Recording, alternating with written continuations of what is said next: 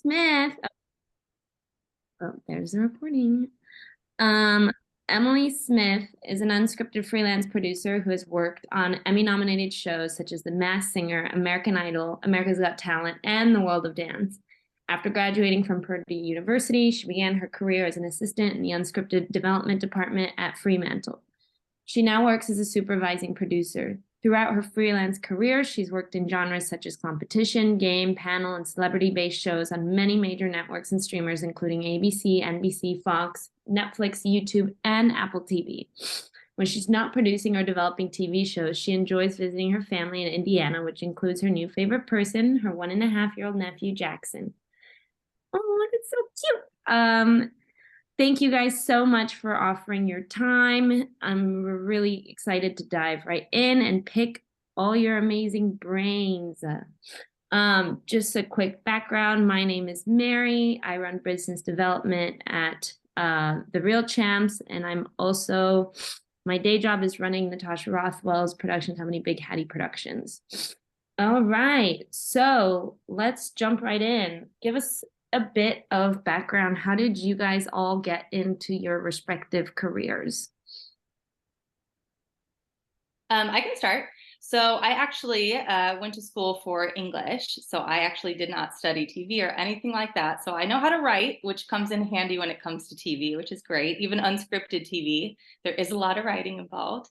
So I started out as a PA on a show called Hollywood Game Night. It was on NBC years ago. And I was taking out the trash and getting coffee orders. And then the next following season, I became the truck PA. And I became, the showrunner's assistant. And then he went to Fremantle. And so I was an assistant at Fremantle who does shows like America's Got Talent, American Idol, Price is Right, all that good stuff. So I worked in unscripted development for about 2.5 years. And I wanted to get my hands dirty and go back into freelancing, and I've been here ever since. So so now I'm a freelance producer. I currently work on a show called F-Boy Island, which is great and so fun. It's on the CW. So I've been here for about 8 years as a freelance producer. So I negotiate a lot every couple months. Yeah, so that's me. I can go next. So I went to college in New York. I was originally living in Austin, Texas, and then felt like I had to go to a coast to probably get a little bit of experience. So throughout college, I just interned a ton. I don't have any family that works in the industry. So a lot of that for me was just trying to figure out where I was going to find my footing inside of entertainment. There's just so many facets. So I worked in late night. I worked in post-production. I worked on Big Brother and reality. And then with every job, just tried to hone in a little bit more on what I really wanted to do, which was scripted television development. So eventually landed at Universal Television, where I met Sydney. Was there for 3.5 years before moving on to Media Res, and I've been here for about 3 years as a manager of development. Well, I can go. So I studied undergrad, mostly economics at Cal State Long Beach. When I was there, I wasn't really doing a whole lot of school stuff. I was mostly like playing online poker, which is what I thought I was going to do in my life. But that didn't really work out. I had no idea what I wanted to do. My grandma wanted me to go to medical school, but it was like absolutely not. So it's sort of like, I think the natural option for people that don't know what to do with their lives is to take the LSAT and maybe go to law school. So I did that, graduated from law school, and then I was a corporate lawyer for 5 years because like that's what a lot of people want to do, and like just kind of like went with it. I worked in New York doing like oil and gas deals and financial services and all this stuff, and I found it absolutely boring. But I had done like one film and TV deal for AMC Networks that was like super interesting. It was like the only thing I was like, oh, like I kind of know what this is because I watch film and TV. Moved back to California. I was a corporate lawyer mostly for entertainment companies, unscripted a lot actually, like industrial media and Dan and Jane Magical Elves. They did a bunch of the cooking shows. And so at some point I had met Conan O'Brien's lawyer. And she was like the most fabulous person I've ever met. We were doing like corporate deal for her. And like my boss was working every weekend but she had like, I went to her Santa Barbara house and she like plays polo and has 13 horses. And I was like, I'd rather do what she does than what my boss does. So I was like, okay, I need to like try to become a talent lawyer now, but I didn't have any connections to the entertainment industry, or like family entertainment. So I just networked for about a year and like nobody would even interview me because I had no experience in doing it. But I finally got a job after 8 months of sort of like flirting and interviewing with Jackaway. I started January 2020, took a 2/3 pay cut. And then, the pandemic happened, the whole industry shut down, and now there's a writer's strike. So things have been going great. But yeah, that's how I got to where I am right now. And I basically negotiate every single day for a living. So hopefully I'll have some things to add. Thank you guys so much. I love how Kelvin's like, yeah, I didn't know what to do, so I went to Harvard Law School. um, Next question. What should one have on paper in writing before accepting a new role? Yeah, I can go. Oh, go ahead, Emily. Go ahead. So for me, I think my answers might be just a little bit different than the other panelists. But with my experience in freelance, I think, your title and your rate fluctuates a lot. One show you could be making more than, you did on the next show. And sometimes you're a senior producer, and then sometimes you go back down to a segment or just a regular producer. So I think for me, negotiating rate is or negotiating title is just as important as negotiating rate. So, there might be conversations where I go into a project and they offer, a producer title, and I try to fight for a senior or a supervising or wherever I'm at in my career over the years. So I think what's so important is that, those conversations sometimes get lost in translation. So when either the start paperwork comes out or the email comes out with like your final offer, sometimes it's different. So I think what's so important for me is to make sure that my rate is what we discussed, my title is what we discussed, and the start and end date are all written down. And that's kind of just the three basics and the three important things that are good to see in an email. Just make sure that your title is correct. It's what you discussed. And yeah, so those are the three things. I would say title, rate, start and end date for me. No, I think it's the same. I've worked mostly less freelance and more of the long-term studio gigs, and those are all very important things on our side. I think the other thing is just how your rate is factored into your guaranteed hours and then how it's separate from overtime. That is a very confusing process. It's different at every single company. So it's not a silly question to ask, and you shouldn't make sure HR doesn't scoot over that. Is it a 40-hour guarantee at your rate or is it a 60? That's a big difference. And then overtime, are you required to get permission before you clock it, or can you clock it at will? Because I'm sure a lot of us have found, it's not always easy to get that pre-approved overtime, and you end up working it for free if you need pre-approval. So it's good to know where that line is. And then I also just think like vacation and sick time and how that works, because we're all allowed to take vacation. Some companies do flexible time, and sometimes companies have set days, and it's important for you to know how to plan out your life if you're going to be somewhere for a year or more. And then I would also just add getting your official job title and responsibilities written out. Usually you see it in the ad posting when you're applying for a job, but having it in really clear writing can help if you ever have a situation where you're getting asked to do personal things or things you feel like are outside of the rate that you agreed on. Then you can make a case for yourself to why you should get paid more if you're being asked to do things outside of that responsibility. Mm. Yeah, so everything that Lauren and Emily said is absolutely correct. And sort of the most important is to get all of the major big ticket items in writing, just to be super clear. The only thing I would really add to that is sort of I feel like most people do have these other like issues or like special considerations that are like unique to them,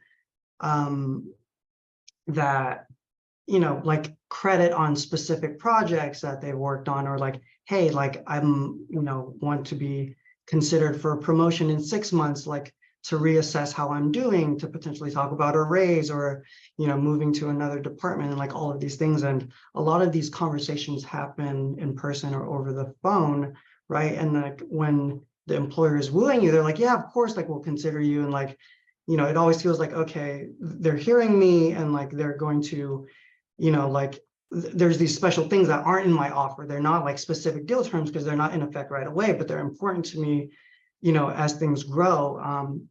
So I think my one piece of advice is anytime you have something special like that, anytime you have a conversation with someone in person over the phone, follow up with an email and say like, thanks for, the call, like, and then summarize certain things just so you have it in writing, because a lot of times 6 months later, people forget what they promised you, these like little assurances that they made, because they're not part of like the main deal, and they're going to forget. And then if you have it in writing, they're much more likely to remember and like stick to their word, as opposed to like this was a phone conversation that they can't remember from 6 months ago.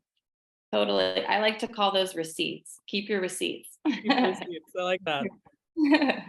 My experience has been completely on the production company side, which sometimes feels like the wild, wild west. I'm sure Emily, you could speak to that as well. And at early stages, I was in a not so good job and was really dying to get out, and got an offer from a production company, financial offer, title, all of it, over the phone. And I left that week for vacation. I was super excited, got my hopes up. And a week later, they rescinded it over email. And so it's really, really, really imperative, and it wasn't because of me. It was like, oh, we just spoke too soon. We weren't in the right place, et cetera, et cetera. It's so imperative and so important to have that stuff written down. So again, like Emily said, you have those receipts. Paper trails are always, always needed, not only when it comes to negotiating, but in every single like facet of our work. Like, keep a paper trail.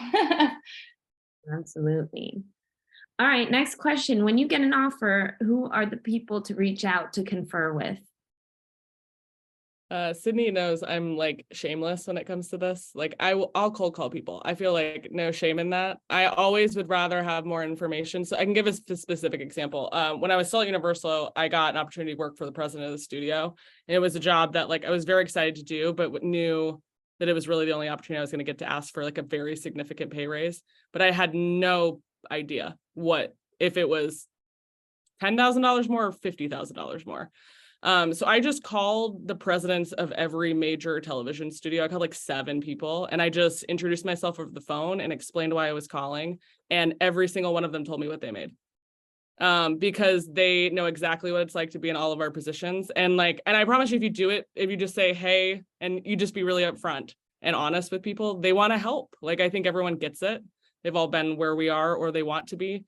And so I got a lot of information, and then I went to HR and I gave them a very clear idea of what I expected, and they gave me exactly what I asked for. So wow. I truly I know it sounds like a nutcase thing to do, but people were like, I get you. Here's exactly what I make, and here's all my benefits. And I'm like, thank you. So that's awesome. My advice.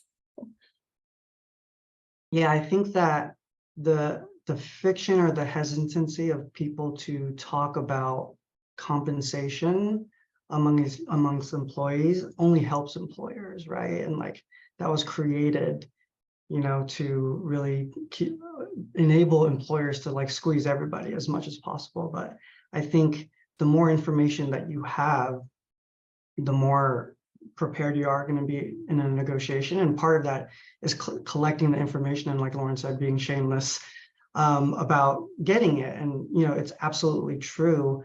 When I was trying to figure out how much to ask for at my job switching here, I just reached out to people on LinkedIn that had the same. And if you reach out to 100 people, maybe 10 will respond to you, and then you'll gather a lot of information, and that's super helpful. And getting that information allows you to know what the correct range should be, and if you're getting undervalued or not.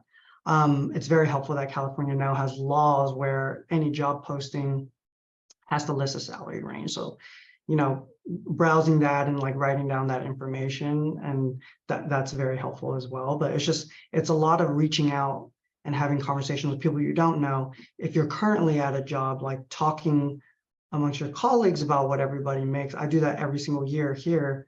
at my job to sort of like we all band together and like try to squeeze more money from the partners, right? So it's like getting as much information as possible is going to help you. And like Lauren said, people are generally willing to be helpful because it's all, you know, you got to take it as like a us versus them mentality and try to get more money from the bosses.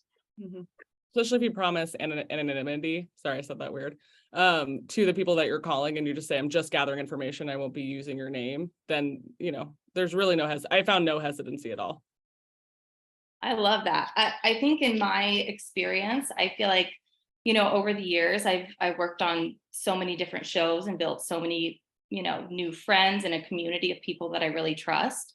I think that one of my biggest lessons is to just build a strong community of, especially I will say women, because I do think we are in the minority in this industry. Building a strong group of women that I've kind of climbed the ranks with is super, super helpful when it comes to salary transparency. And I, you know, how am I supposed to know how much a supervising producer makes, or how am I supposed to know how much an AP makes? Like, we're not taught that in school. We're not, and it changes every single year. It changes based on show, based on network, based on production company. So I feel like, you know, I am, you know, proud enough to have a group of women that I can turn to who, you know, I can ask, hey, like, how much did you get for being a supervising producer on this show? And it's always a range. It's never like a flat rate. It's always a range of salary. So I think that, you know, leaning on people in my community and my friends that I've made throughout, you know, working on so many different shows has really, really, really helped me. I think that, you know, in the past, sharing salary has kind of been looked at as taboo. And it's like, oh, we don't do that. We don't talk about that thing. And I think that's couldn't be further from the truth now. I think it helps you. It helps you get more money. It helps you go in with like a stronger, you know, confidence when you do negotiate. And I think that, you know, if you have especially like a group of people, see the range of things, because it might differ from based on show and network and all that kind of stuff. But yeah, I think just build a great community of people around you. Absolutely. Thank you guys so much. I wanted to tag one more thing before we close the loop on that convo. I know if a lot of you guys are, you know, working as assistant coordinators, anyone within the entertainment industry, a lot of y'all are probably on tracking boards, and sometimes they come out, you know, tracking boards will put together anonymous grids for people to put their salaries and share what their compensation is. Oftentimes, those tend to be people who are really pissed off with how little they're making. And so they don't always accurately portray how much a certain title or, you know, job is worth. And so I cannot stress enough leaning on your community, like Emily, Lauren, and Kelvin have mentioned, you know, because sometimes those anonymous things, you just really don't, they're not always giving an accurate representation of what you should be making. Cool. Let's jump into the next one. Who are the people you negotiate with in your roles? HR, line producers, execs. You guys all do very different things. So I can start. So I think the person that gives me my offer is the line producer. But if I kind of negotiate back and forth with them, or the initial offer is like way lower than I thought, I feel like normally I do have a good relationship with either the showrunner or the co-EP. Like, I can always go to them as like my bosses, and kind of ask them for advice or ask them to fight for me. And it's very important to, you know, be nice to everybody and make friends with, you know, your bosses. Like, I feel like, especially obviously in corporate world as well, but in the freelance world, it's like we're working, you know, 18-hour days. I see my coworkers more than I see my family. So, you know, be friends with them and have them on your side, because those are the people that are going to fight for you if you really need them to. But at the end of the day, the line producer for me is like in charge of money, in charge of that, you know, email where it's the start date, the end date, your title, and your rate. So yeah, it's a couple of people, but yeah. I'm usually negotiating with an HR rep or sometimes the boss directly, but it's more recently been HR. HR negotiations can be brutal. They usually have a number in their head, and there's a lack of humanity sometimes to those conversations. And so I think it's just, taking a moment, settling yourself before you get on the phone with somebody, and knowing the number and the things that you want to stick to in your head, and don't be bullied into accepting anything else. I think the important thing to remember is that, and again, it depends on what line of work that you're in, but usually you've gone through multiple rounds of interviews to even get to the point you're getting an offer. So the company is just as inclined to get this deal done with you, because then if they don't, they have to start all over. And it's going to be a month, 2 months, 3 months before they find anyone else. So you have leverage in this moment, even if HR or people don't make you feel like you don't. So stick to your guns, ask the smart questions, get your comps, and it's going to make that conversation easier. I think the only thing I would add is sort of, at least when I'm negotiating on behalf of clients, and for myself, it's always, I think when I first started negotiating on my own behalf when I was younger, there was always a fear to be too aggressive or, scare people off, like being Mary's situation where I was too aggressive and they're like, oh no, like we're taking away the offer. But usually if someone's already interested in you, they want to make it work and make it happen. I think if you frame things in a friendly way that's productive, knowing that you're going to work with these people, even if you shoot high and go for the moon, like there's going to be somewhere in the middle to meet. And it's always good to like start off and not undercut yourself from the beginning. Absolutely.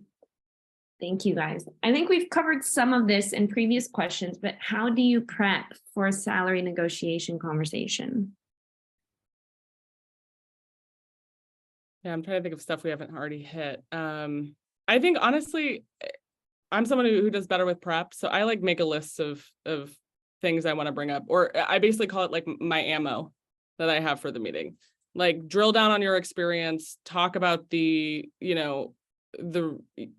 don't have to talk about the rates that you've had before. I found that useful because sometimes if this is before you weren't allowed to talk about rate, or they weren't allowed to ask you about rate, it's important that they knew that my weekly rate was not honest and I was receiving overtime. So it's really the adjusted rate that I'm going off of, and they can't give me a rate that's based on the original rate before overtime. So it's just making a list of not only the things that we've talked about, like the comps and your job responsibilities or comparative things, but just also like reasons that you're the best person for this job.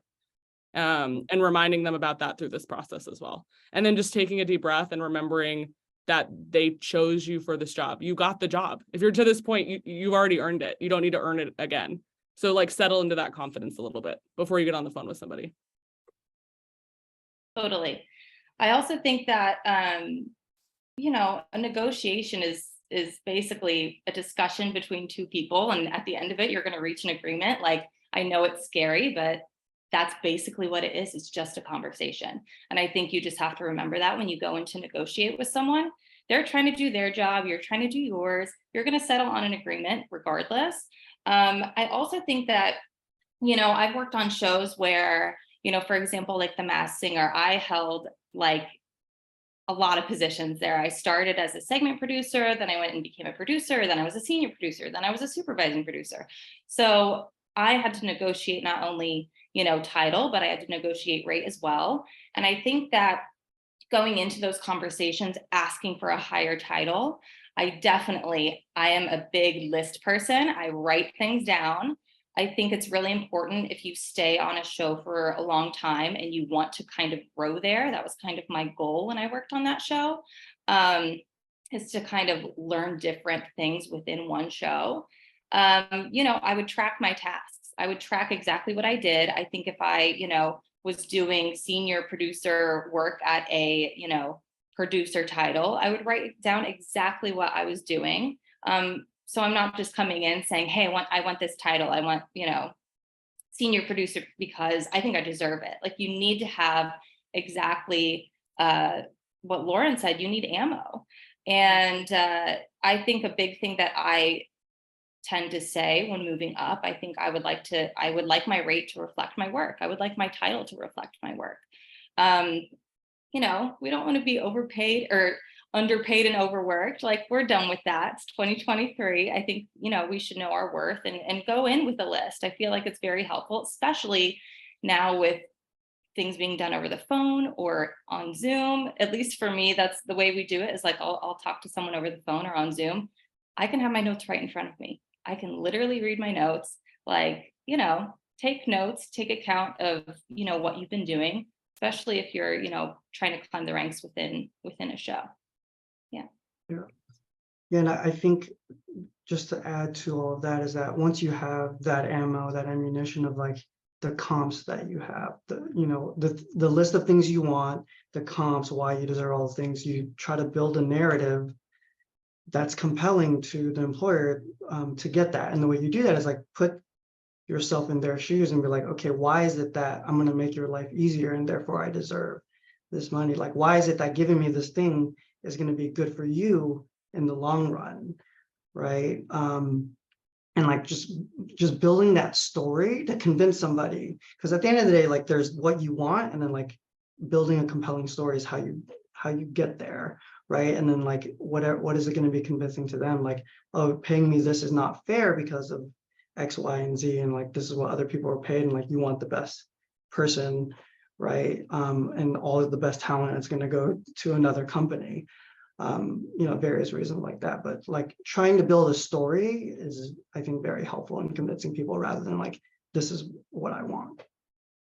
Absolutely. I wanted to add real quick too that you are never legally required to share what you currently make, or if you don't want, if they ask what ballpark you're looking for, if you're speaking to HR, you can always say, I wanted to hear what you guys had in mind first, and give them the opportunity to pony up a number, because you can always say, well, actually, this was what I was thinking instead based on XYZ, the ammunition, your story, all of that. Can you share a time when you guys had to stand up for something uncomfortable with the boss or HR person or whoever you negotiate with to advocate for yourself? I can speak on that. First of all, negotiation is like it's like the most nerve-wracking thing, but I think the more that you do it, the more you get used to the conversation. I was working on a show, and I had been working there, quite a long time, a couple of years. I had stuck with that show for a while, and I was kind of leading the team at this point, and someone new came in.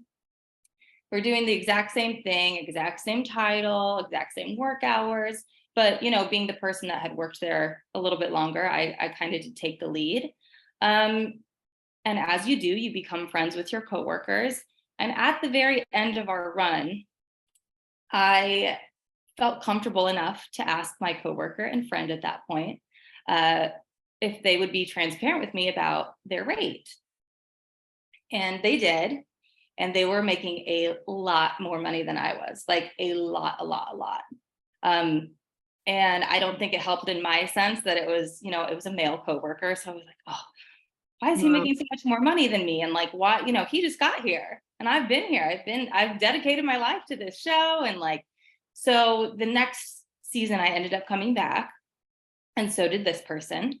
And I never give my, resources to my line producer. So I wasn't like, oh, well, I asked what he made and he said this and blah, blah, blah.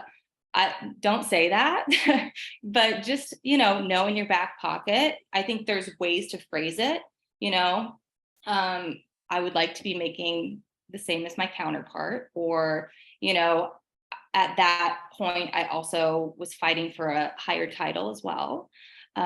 So again, I came in with my lists, I came in with my ammo, I came in with, every single duty that I had been doing and why I deserved what, I wanted. And I gave a strong number, and it was like, it felt almost out of the ballpark for me at that point.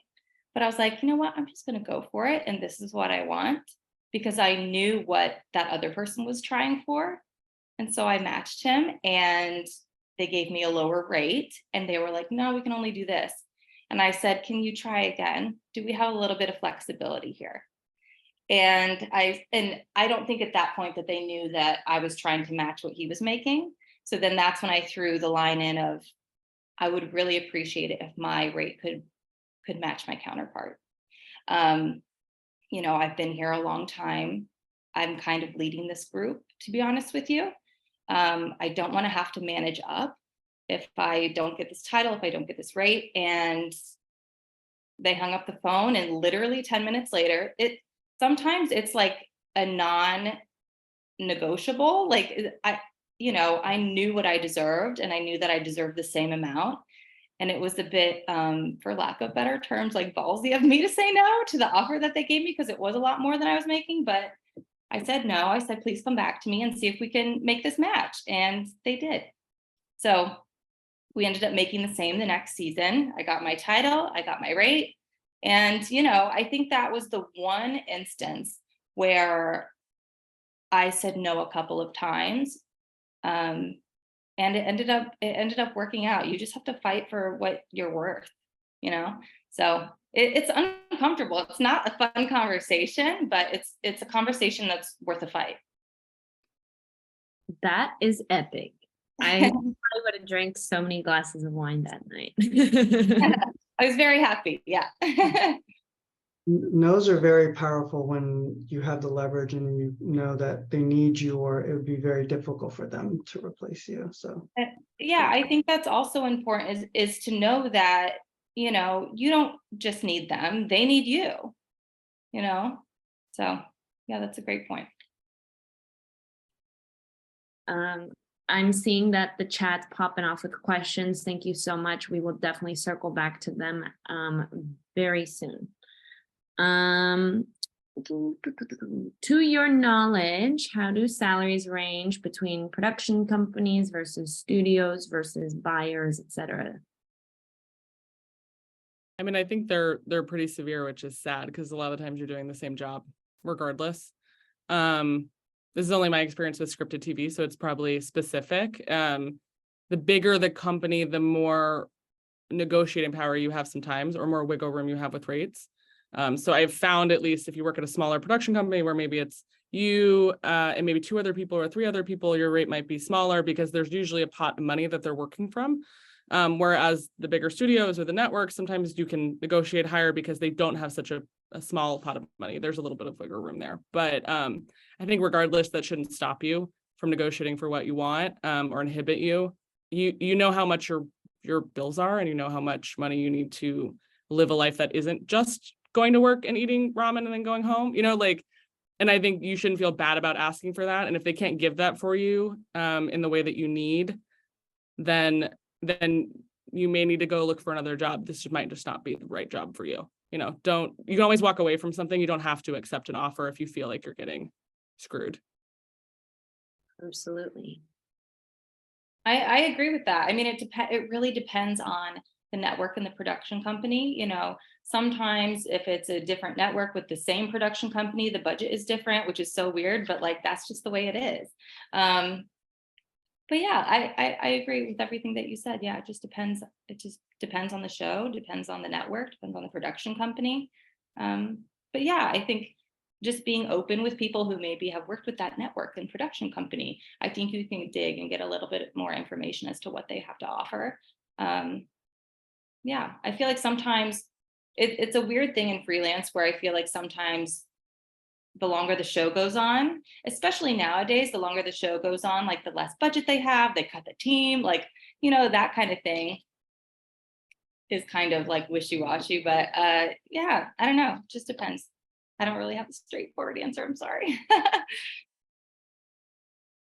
My experience is all on the production company side and scripted, again, which is very much like the Wild Wild West sometimes. And so really, really doing the due diligence of asking around, because the scale and numbers are just drastic. Also because titles aren't as important, it's really like you're wearing a lot of different hats, and under like the same title, I've made like an over like 60K of a difference in range. So like really, again, especially if you're on the production company side, there's so many benefits to it. I just don't like the corporate setting as much. It's really cool to be closer to the creative, but they don't do this stuff that they do at larger companies, like retirement and things of that sort. And so really having your ducks in an order,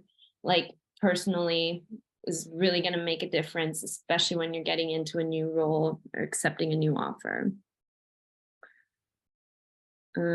Last question, and then we'll jump into the Q&A. What's one piece of advice you'd give to your former self when you're first starting out in the industry? I feel like I I have a can lot. go. Oh, you go, you go. I feel like success in school is sort of like put your head down and work hard.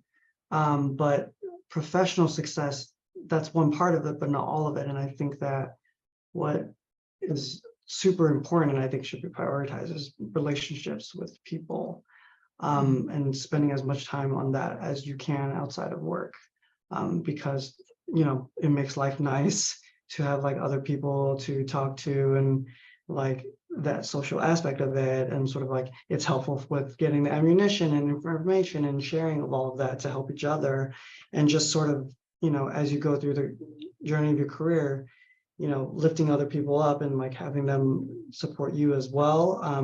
The more people you have those strong relationships with, the more likely that is to happen. And sort of that starts with just getting coffees with people, getting drinks with people, chatting with people, and like investing time into your relationships with others. I think that's excellent advice. I think actually Emily said it earlier. It's like sometimes you're at work and you see the people that you work with more than you see people that you love. And so those relationships are so key because, to your point, it's about being happy at work and enjoying it. If you're going to spend 18 hours somewhere, sometimes you have to like it, but also it encourages people to give you information and to advocate for you. If your boss kind of likes having you around, they're going to pay you what you want, and unfortunately the social part of our job, I think it's a 50% of it. It's half your quality of your work and half if people just like getting along with you and you're a team player and you are someone that, they like talking to in the break room. Like, I know it sounds silly, but I promise you that's real. I think the one piece of advice that I wish I had was that like your pay and your title are very, very important. And it's something you should always be advocating for. But I think it's on like a line graph with mentorship opportunities and people that you can learn from. Like, and you have to judge this on your own. It's gonna be different for every person. But if you feel like you're going to work for a company that maybe will pay you a little bit less, but you're going to have a boss who's going to give you opportunities to grow and learn, who's going to answer questions for you and going to advocate for you when there is an opportunity to come up to be promoted, that is sometimes worth way more than an extra $5,000 or $10,000. And again, you have to judge that for yourself. But I would just have everybody take a pause when something comes up where you're like, your gut tells you this is a good idea. And just don't let it slip away because they have a limited budget. Because sometimes what they're offering you is the highest they can offer you. So, yeah, I agree with everything that these two have said. I think I would tell myself a lot of things, but I think that I feel like I said it earlier, and it sounds so cheesy, but you have to know your worth. You have to know that you are worth something to the company or the job that you're going into. I think that sometimes, especially freelance, because I switch jobs every couple of months. And so I have that negotiation process way more often than I would like to. So I feel like freelance in a way sometimes feels like you're the Sims with like this number above your head and you're just walking around from job to job and you're like, I'm worth this much now and I'm worth that much. And, when you talk to a line producer or when you negotiate and they try to talk you down, it sometimes feels like, well, do you not respect me or do you not, like, you're trying to bring me down? But I think it's okay to fight for what you want. I think it's in the beginning, I didn't know that no was an answer. I just would agree to the rate and I'd be like, yeah, like I didn't negotiate because I didn't know how to.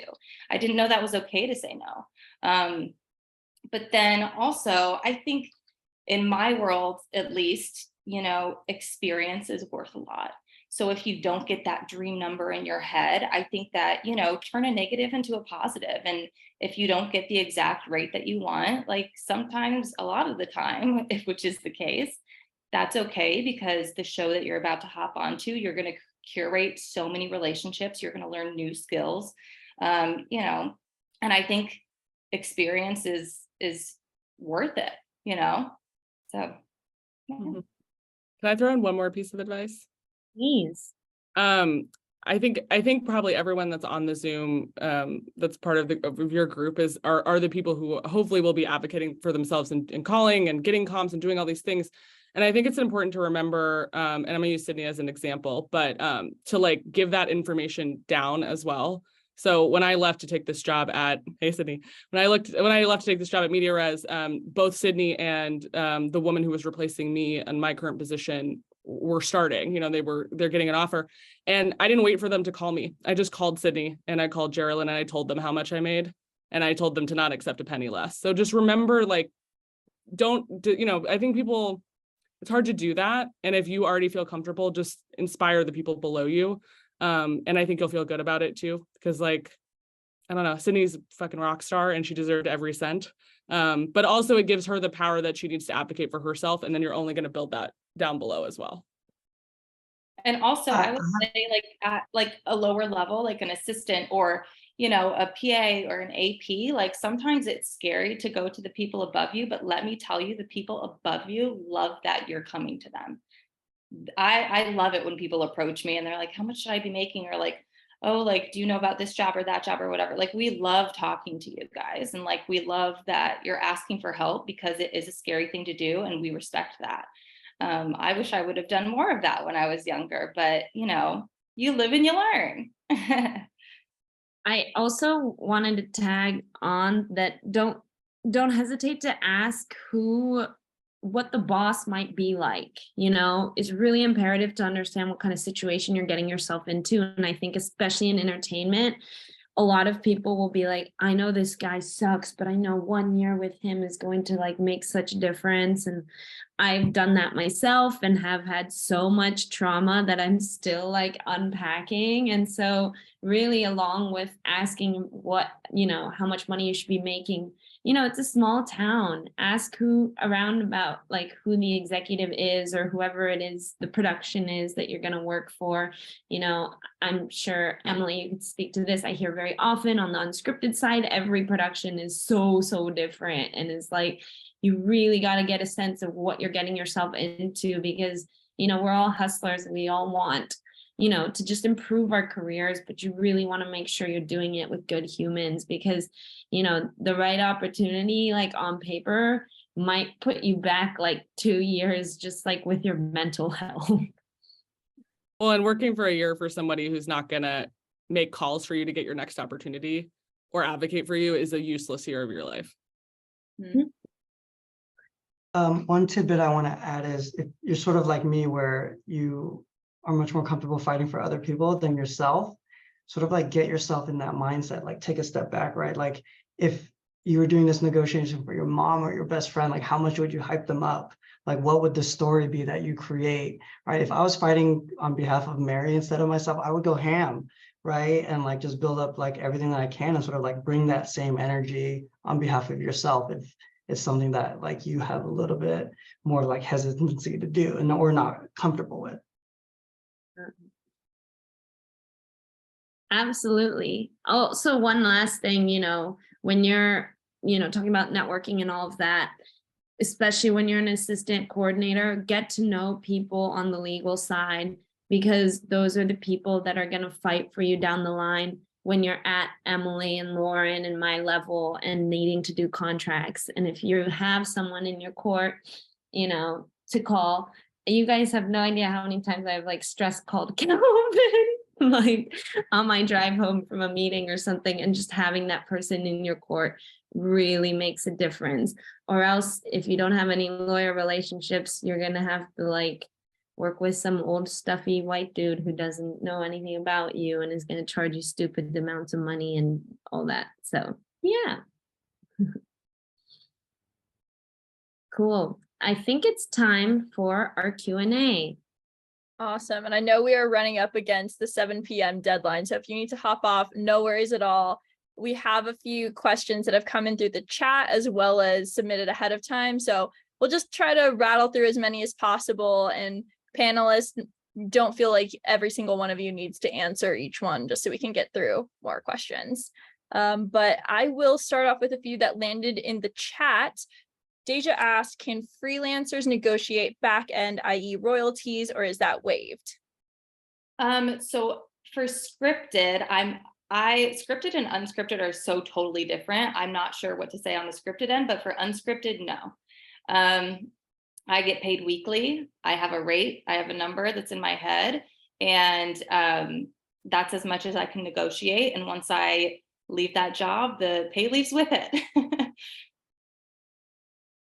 I think Kelvin might know more too, but I think it's tied to title and guild requirements for backend. So usually it's EPs. I don't even think co-EPs make any backend. So unfortunately not. So I would ask for other things like higher rates. Yeah, and it's just like with any other negotiations, all about like information and leverage. You know, in the film and TV industry, every single actor and every single writer is a freelancer. None of them work for the companies. They only like are engaged on a freelance basis. So it sort of just depends on sort of like your role and what are you bring. Are you sort of indispensable to this project? And like, you know, eventually when you get to that level, you can start having the conversation. And part of that is information. Like the more you talk to other people around your level, you can hear what people get and to sort of like know what the bounds of what's possible. Awesome. And then Maddie asked, how do you check in with HR to make sure you're consistently being paid what you're worth? I don't know if HR is the best person. They're never going to tell you. I would talk to your coworkers, make those friendships and build those relationships where they feel like you can exchange information and be trusted to keep it within yourselves. I think that's a better use of, I've never gotten any helpful information out of an HR before. And similarly situated people at other companies as well. I think at least on my end, the line producer's job is to save money. So they're not there to give you a raise unless you ask for it. So definitely creating a community of people, I think has helped me immensely, because we're not expected to know, you know, especially when we climb the ranks, how much each position makes, and it's constantly changing year to year. So, and show to show. So yeah, create a community. Hey guys, I'm so sorry. I have to run because I have to get a cut to Apple tonight, but it was so nice to meet all of you. And if I can help anybody, just find me on LinkedIn. Bye guys. Thanks, Lauren. All right. Emily, Kelvin, if you're good for a few more questions, we'll keep going through them. Yeah. Awesome. All right. Kelvin, this one is for you specifically from Jumana. Sorry if I butchered your name, but so happy to see that you're on the call right now. Kelvin, how do you obtain your clients? Yeah, it's I think this goes for, you know, outside of legal, outside of representation. It's sort of your reputation, like reputation and relationships and sort of understanding what clients want. So on the reputation side, you just have to be good and do a great job. So it's like the work itself. If you're known as someone that is just very competent and very helpful and like does a great job, like that's the most important. And you know, as soon as you start to develop a bad reputation, it's much harder. And then going back to what I was talking about earlier, relationships are extremely important because anytime someone asks for a referral, you know, the first thing I go to are who in my immediate circle handles these types of things. So like the more that you're networking and getting your name out there, along with your reputation, that helps with people thinking of you at the top of their mind when they think about like who's a good unscripted producer, who's good at this type of deal, XYZ. I forgot the third thing I said, but I think those two are pretty good. Amazing. And this next question comes from Miriam, who is also on the call. So they're interested in jumping from a coordinator position at a management company to development as either a coordinator or a manager. So can they expect higher pay, or how do they leverage their past in a different aspect of the industry to get higher pay, even if their resume may not align with the job they're going after? I would say, I mean, I don't really have much experience when it comes to like jumping, you know, the corporate world, but I always think in my mind, like never try to make a lateral move, whether that's, you know, title or pay. Always fight for just a little bit more, even if it's like, you know, for a rate like $100 more or something, because the experience that you're coming with is worth something. So never try to move laterally. You know, you're worth something a little bit more, at least from, you know, working that job for 2 years. You're probably worth more than what your starting rate was at that job. So why not try to get more at the next job? And I don't have direct knowledge of this, but you know, think about how you can spin things and like build the narrative in your favor of like, I have different experience than you know what this is, but that's a positive for you because like I have these things that I bring to the table that someone may not necessarily have, and I can learn to do the things that I don't have at this moment. And like at the end of the day, in a year from now, I'm going to be great for you know X, Y, Z reasons. And I had to do the same thing when I was transferring over from doing corporate work to talent work. You know, like they wanted people that had talent experience, but I said, you know, I work super hard to learn that. It's like learning a language, but I have like all of this other experience that most of your candidates don't have that I think is like super valuable for you, right? So like just building a narrative and finding like a compelling way to tell your story. I think that's honestly like such a great point. Like whenever I go to a show that I don't have experience in, like I don't have experience in a dating show, but I do a singing and dancing competition. I think that, you know, one of the lines I like to use is, you know, I've kind of, in my career, I've done different types of shows. I've tried to dip my toes into a lot of different pools. And what I say, you know, when I'm trying to go out for a new job where I might not be the first choice for a candidate because I've never worked on a dating show or something. It's like, you know, you have to explain that you have gone around to all these different shows and picked up different tools and put them in your toolbox. And I think that's very important to have a different perspective coming into different shows, because I might bring something new to the table that, you know, this other people on the show might not know about, or they maybe don't think the same way as I do. Like I've, you know, worked on different shows that have given me a different perspective. And I think that's a great thing. So even though it might be out of your lane, like you bring something new to the table, and that's great. I think to that point, another tool in that toolbox is the relationships that you've built at your current job. So I did the PAGE program, which meant I was rotating through different departments at Universal Studio Group. And now when folks who need to know who the BA person is for scripted, they come to me because they know that I've worked with everybody on the scripted side. So having that roster of people, especially I think, Miriam, coming from a management company going to development, those managers that you've worked with and those contacts you have are going to be invaluable for whatever company you end up at. And Abby just dropped one in the chat. How often do you think it is appropriate to ask for a raise? Once a year, end of the year, for Emily, end of a job? I've had to renegotiate. I don't think that a lot of the shows that I've been on season after season, sometimes you don't get a raise. Sometimes they're, you know, trying to cut budget when it comes to season after season, which isn't the best, but you know, I feel like experience is worth a lot as well. I try for at least a little bit, $100 more this season or whatever. I think you will know when you're ready to move on when it comes to title and not necessarily rate.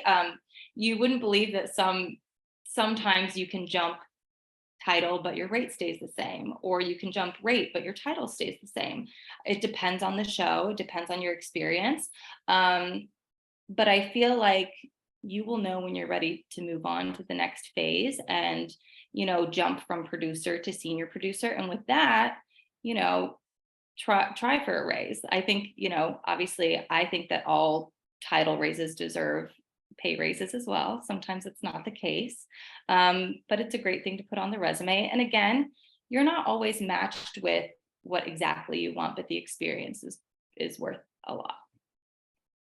You know, and I think in sort of non-freelance, if you're working at a corporate job where you get, you know, I think ask for it for every year because you're 1 year more experienced, 1 year more valuable, 1 more year harder, more difficult to replace because the person coming in isn't going to have all of this like built-in knowledge. So like ask, well, the worst thing that can happen is that they say no, but then they feel bad. And so the next year they're going to feel like they owe you something, right? So it's like, it really is, it never hurts to ask mentality. And whenever I negotiate on behalf of my clients, I ask for the entire world every single time.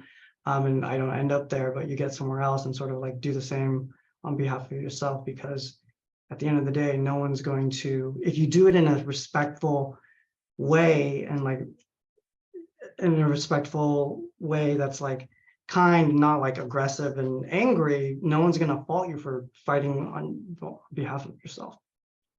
And I think the worst answer you can get is no. And that's okay.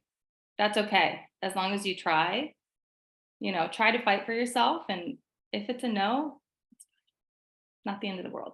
I think with the production company side too, again, it's the wild, wild west.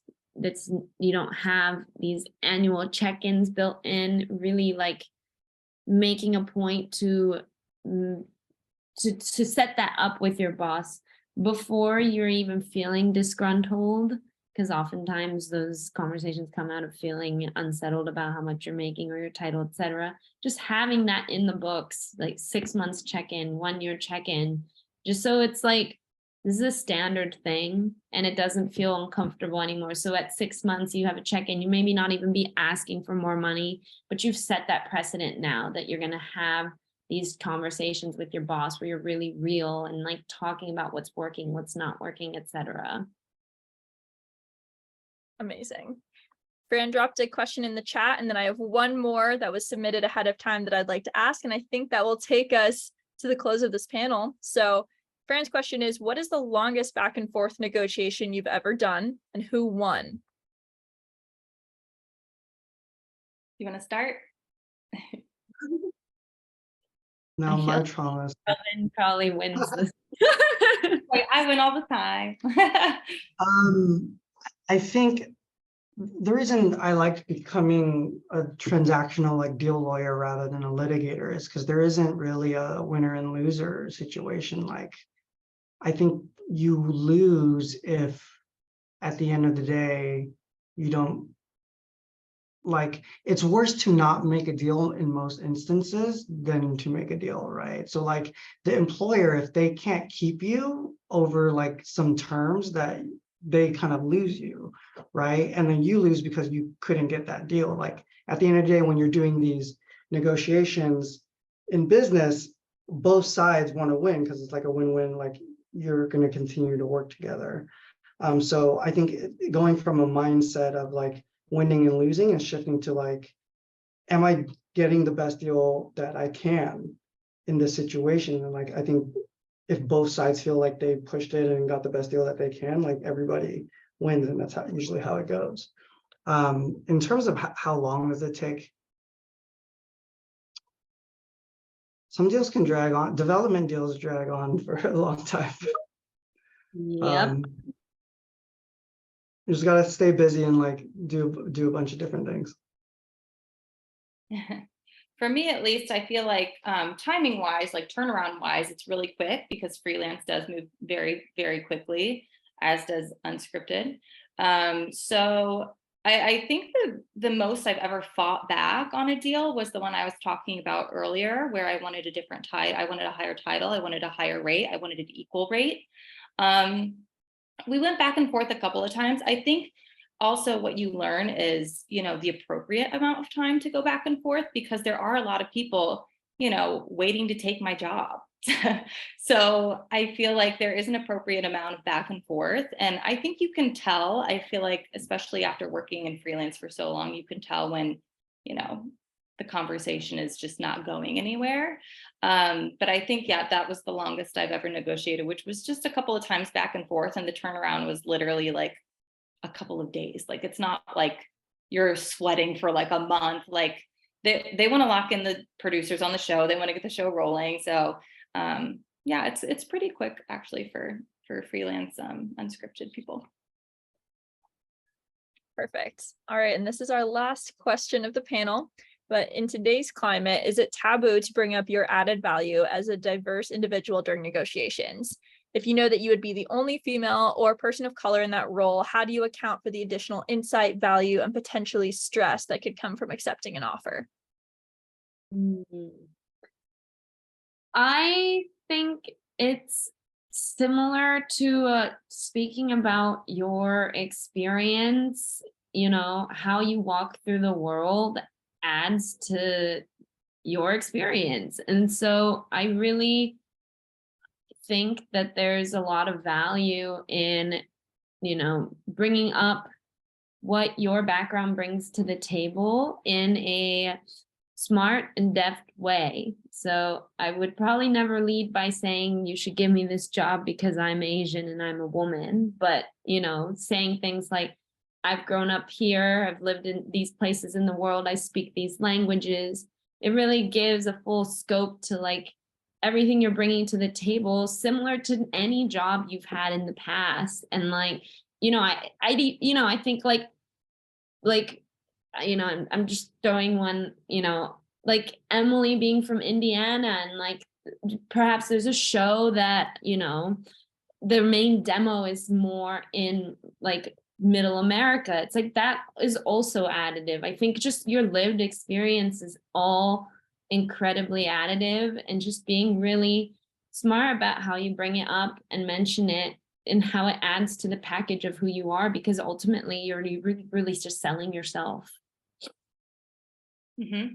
I think that's a great point. I mean, obviously, it is the way you phrase it. I think experience for me, I mean, obviously, I'm very self-aware, like I'm very privileged to be a white woman, but like, I think that, you know, if there is a show like, let's say, Farmer Wants a Wife, like I'm literally from the cornfields of Indiana, like I could be a great producer on that show. So I think it's like backgrounds like that where, you know, I could use that to my advantage. But also when getting a job, I don't know the team. I don't know who's on the team. I only know maybe who the showrunner is and maybe who the co-EP is. So I can't really, you know, base anything off of that. I think it's the responsibility of who's at the top and who is hiring to create a diverse team. I've worked on teams with just men. I've worked on teams very rarely with just women. But I think that, you know, when I get on that initial first day of work Zoom where everyone's a stranger, I look around the room and you notice, like, is this a diverse, you know, group of people? And sometimes it is, sometimes it isn't. It's disappointing when it's not, because I think when it comes to having opinions on shows and having, you know, it doesn't even matter what show it is. If it's, you know, a singing and dancing show, like, is our music selection diverse? Do you listen to that? Or like, if it's a dating show, like, do I find this person attractive? Like we talk about stuff like that. And everybody has a different point of view based on, you know, their background and who they are. And I think it is really up to the higher ups to look at your team as a whole and make sure that there's lots of representation in the room. Yeah, I don't think it's taboo at all, and it's all part of, you know, building a compelling argument for like, what do I bring to the table? How am I helpful to you? Right. And tying your diversity, your experiences to something that helps them, of like these shows, or like right now, I could, if I was trying to join this from now, but like Asian content is super hot right now. And like talent want reps that understand where they come from and like can feel heard and sort of like understand that background and will fight for them and sort of like all of those things. So like whatever you can tie your experience to and to build an argument for like why that's helpful to the employer, it's super, you know, is another thing, another argument for, you know, why you should get what you want or why you should get hired. And I think you should absolutely use that to your advantage, because it is part of your experience and what makes you unique, and sort of like add a different perspective, which everyone needs. Amazing. Thank you so much to all of our panelists. I know I learned a lot, and I'm very excited to take this into my next negotiation conversation. And thank you all to our attendees who are still here, who have been with us since 6 p.m. We appreciate you taking the time out of your day to hear from our panelists and ask amazing questions. If you have any more, feel free to reach out to us at our email, which you can find on our website or our Instagram. Otherwise, we hope to see you at our next event. Thank you so much. Have a great rest of your week. Thank you. Thank you.